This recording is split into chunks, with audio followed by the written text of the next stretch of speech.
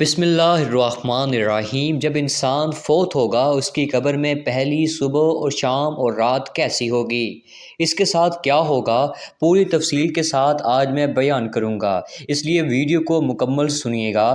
موت ایک ایسی حقیقت ہے جس پر ہر شخص یہ یقین رکھتا ہے کہ اس سے دوچار ہونا اور اس کا تلخ جام پینا ضروری ہے۔ یہ یقین ہر قسم کے کھٹکے اور شعبے سے بالاتر ہے، کیونکہ جب سے دنیا قائم ہے کسی نفس و جان نے موت سے چھٹکارا نہیں پایا۔ کسی بھی جاندار کے جسم سے روح نکلنے اور جدا ہونے کا نام موت ہے۔ ہر انسان خواہ کسی مذہب سے وابستہ ہو یا نہ ہو، اللہ یا غیر اللہ کو معبود مانتا ہو یا نہ مانتا ہو، اس حقیقت کو ضرور تسلیم کرتا ہے کہ اس دنیاوی زندگی عارضی و فانی ہے۔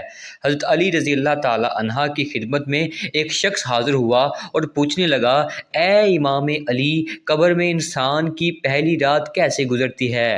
تو حضرت علی رضی اللہ تعالی عنہ نے فرمایا کہ میں نے اللہ کے رسول صلی اللہ علیہ وآلہ وسلم سے سنا کہ انسان کی سب سے مشکل رات قبر کی پہلی رات ہوتی ہے، جب دوسرے انسان، اس کے بہت دوست، عزیز و قارب رشتہ دار اسے دفنا کر چھوڑ کر چلے جاتے ہیں تو وہ انسان روتا رہتا ہے، ہر ایک دوست کے پاس آتا ہے اور اسے روکنے کی کوشش کرتا ہے کہ مجھے چھوڑ کر نہ جاؤ، لیکن افسوس اس کی آواز کوئی نہیں سنتا۔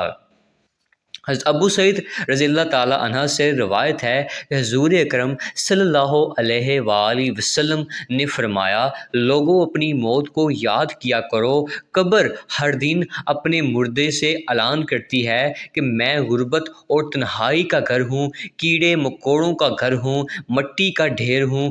جب مومن کو دفن کیا جاتا ہے تو قبر اسے مرحبا کہہ کر خوشخبری دیتی ہے کہ میری پشت پر چلنے والوں میں سے تو بڑا محبوب تھا، آج میں تیری ہو گئی اور تو میرے پاس آ گیا، آج میرا احسان دیکھ۔ یہ کہہ کر قبر کشادہ ہو جاتی ہے اور جنت کا دروازہ کھول دیا جاتا ہے، جہاں سے اس کو تازہ ہوا آتی ہے۔ حضرت ابو ہریرہ رضی اللہ تعالی عنہ بیان کرتے ہیں کہ حضور اکرم صلی اللہ علیہ وآلہ وسلم ایک جنازے میں شریک تھے اور میں بھی آپ صلی اللہ علیہ وآلہ وسلم کے ہمراہ تھا۔ آپ صلی اللہ علیہ وآلہ وسلم ایک قبر پر بیٹھ گئے اور فرمایا کہ یہ قبر ہر روز بآواز بلند کہتی ہے کہ آدم کی اولاد، تو کیوں مجھے بھول گیا؟ کہ تجھے یہ معلوم نہیں کہ میں تنہائی کا گھر ہوں، غربت کا گھر ہوں، وحشت کا گھر ہوں اور کیڑے مکوڑوں کا گھر ہوں؟ مگر اللہ جس کے لیے کشادگی کا حکم فرمائے گا اس کے لیے کشادہ ہو جاؤں گی۔ اس کے بعد آپ صلی اللہ علیہ وآلہ وسلم نے فرمایا، اے قبر، تو یا تو جنت کا چمن ہے یا تو پھر آگ کا ایک تندور ہے۔ حضور اکرم صلی اللہ علیہ وآلہ وسلم نے فرمایا کہ مردہ جب قبر میں رکھا جاتا ہے تو قبر اسے کہتی ہے، اے ابن آدم، تو ہلاک ہو، تجھے کس چیز نے مجھ سے دھوکے میں رکھا؟ میرا کام کیا تجھے معلوم نہ تھا کہ میں کیڑے مکوڑوں کا گھر ہوں؟ تجھے کس چیز نے مجھ سے بہا کر رکھا، نڈر کر دیا اور تو میری پشت پر بہت اکڑ کر چلتا تھا؟ اگر وہ مردہ نیک ہوگا تو جواب دینے والے اسے جواب دیں گے کہ اے قبر، تو دیکھ تو صحیح اس کے اعمال کیسے ہیں۔ یہ اچھائی اختیار کرتا تھا اور برائی سے دور رہتا تھا۔ یہ سن کر قبر کہتی ہے کہ بے شک یہ نیک تھا، اب میں اس کے لیے سرسبز ہو جاتی ہوں۔ مردے کا جسم اس وقت منور ہو جاتا ہے اور اس کی روح اللہ تعالیٰ کی طرف سے بھیج دی جاتی ہے۔ حضرت عبداللہ ابن عبیدہ رضی اللہ تعالیٰ عنہ سے روایت ہے کہ حضور اکرم صلی اللہ علیہ وآلہ وسلم نے فرمایا کہ مردہ قبر میں پہنچتا ہے اور ان لوگوں کو گھرے کی آواز بھی سنتا ہے جو اس کے ساتھ جنازے میں گئے ہوں۔ مردے سے اس کی قبر کہتی ہے کہ ابن آدم، تیری ہلاکت ہو تو نے میری تنگی، بدبو اور کیڑے مکوڑوں کا خوف نہیں کیا، اس لیے تو نے ان چیزوں سے بچنے کے لیے تیاری نہ کی۔ بدعمال مردے سے قبر کہتی ہے کہ تو نے میری تاریکی، میری وحشت، میری تنہائی اور تنگی، میرا غم تجھے یاد نہیں رہا۔ اس کے بعد قبر اس کو جکڑ لیتی ہے اور فرشتے اس کو ہتھوڑوں سے ایسے مارتے ہیں کہ اس کی پسلیاں ادھر کی ادھر ہو جاتی ہیں، پھر دوزخ کی کھڑکی اس پر کھول دی جاتی ہے اور وہ مردہ حشر تک اس عذاب میں مبتلا رہتا ہے۔ مرنے کے بعد ہر مردے کو صبح و شام اس کا ٹھکانہ دکھایا جاتا ہے۔ فرشتے جنتی کو جنت دکھا کر خوشخبری دیتے ہیں اور دوزخی کو دوزخ دکھا کر اس کی حسرت اڑاتے ہیں۔ حضرت فتاحدہ رحمۃ اللہ علیہ فرماتے ہیں کہ عذاب قبر کے 3 حصے ہیں۔ 1/3 عذاب پیشاب سے نیچے بچنے کے سبب، 1/3 غیبت کی سبب اور 1/3 چغل خوری کے سبب ہوتا ہے۔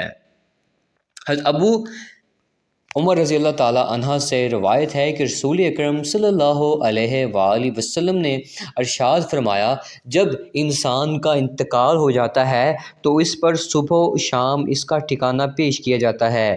اگر وہ اہل جنت میں سے ہے تو جنت والوں کا مقام، اور اگر اہل زانوں میں سے ہے تو جہنم والوں کا مقام اس کو دکھایا جاتا ہے۔ پھر کہا جاتا ہے یہ تیرا ٹھکانہ ہے یہاں تک کہ اللہ تجھ کو قیامت کے دن اٹھائے گا۔ اسی طرح حضرت عائشہ رضی اللہ تعالیٰ عنہا سے روایت ہے کہ ایک یہودی عورت ان کے پاس آئی اور اس نے عذاب قبر کا ذکر کرتے ہوئے حضرت عائشہ رضی اللہ تعالیٰ عنہا کو دعا دی، اللہ تعالیٰ آپ کو عذاب قبر سے بچائیں۔ حضرت عائشہ رضی اللہ تعالیٰ عنہا نے رسول اکرم صلی اللہ علیہ وآلہ وسلم سے اس بابت سوال کیا کہ کیا واقعی عذاب قبر ہوتا ہے؟ تو رسول اکرم صلی اللہ علیہ وآلہ وسلم نے فرمایا، جی ہاں، عذاب قبر برحق ہے۔ حضرت عائشہ رضی اللہ تعالیٰ عنہ فرماتی ہیں کہ اس کے بعد میں نے رسول اکرم صلی اللہ علیہ وآلہ وسلم کو ہمیشہ دیکھا کہ ہر نماز میں آپ صلی اللہ علیہ وآلہ وسلم عذاب قبر سے پناہ مانگتے تھے۔ سیدنا ابو سعید خدری سیدنا زید بن رضوی رضی اللہ تعالیٰ عنہ سے روایت ہے کہ انہوں نے فرمایا کہ ہم قبیلہ بنو نضار کے ایک باغ میں نبی اکرم صلی اللہ علیہ وآلہ وسلم کے ساتھ تھے اور آپ صلی اللہ علیہ وآلہ وسلم خچر پر سوار تھے۔ اچانک وہ خچر اسی طرح بدکا کے نبی اکرم صلی اللہ علیہ وآلہ وسلم کو گرا دیتا۔ وہاں دیکھا تو 4، 5 یا 6 قبریں تھیں۔ ارشاد فرمایا، ان قبر نے کہا میں جانتا ہوں۔ پوچھا یہ کب فوت ہوئے؟ تو بتایا گیا کہ یہ شرک پر مرے ہیں۔ تو ارشاد فرمایا، یہ امت اپنی قبروں میں آزمائی جاتی ہے۔ اگر مجھے اس بات کا اندیشہ نہ ہو کہ تم مردہ دفن کرنا چھوڑ دو گے تو میں اللہ تعالیٰ سے دعا کرتا ہوں کہ وہ تمہیں وہ عذاب قبر سنوار دے جو میں سنتا ہوں۔ سیدنا زید رضی اللہ تعالیٰ عنہ نے کہا، پھر نبی اکرم صلی اللہ علیہ وآلہ وسلم ہماری طرف متوجہ ہوئے اور فرمایا، تم آپ کے عذاب سے اللہ کی پناہ مانگو۔ صحابہ اکرام رضوان اللہ تعالیٰ علیہم اجمعین نے کہا، ہم جہنم کے عذاب سے اللہ کی پناہ مانگتے ہیں اور اللہ تعالیٰ سے دعا ہے کہ ہم سب کو مرنے سے پہلے مرنے کی تیاری کرنے کی توفیق عطا فرمائے اور جو مسلمان اس دنیا سے جا چکے ہیں ان کی بخشش فرمائے، آمین ثم آمین۔ ناظرین، اگر ویڈیو اچھی لگی ہو تو چینل کو سبسکرائب ضرور کر دیجئے۔ شکریہ۔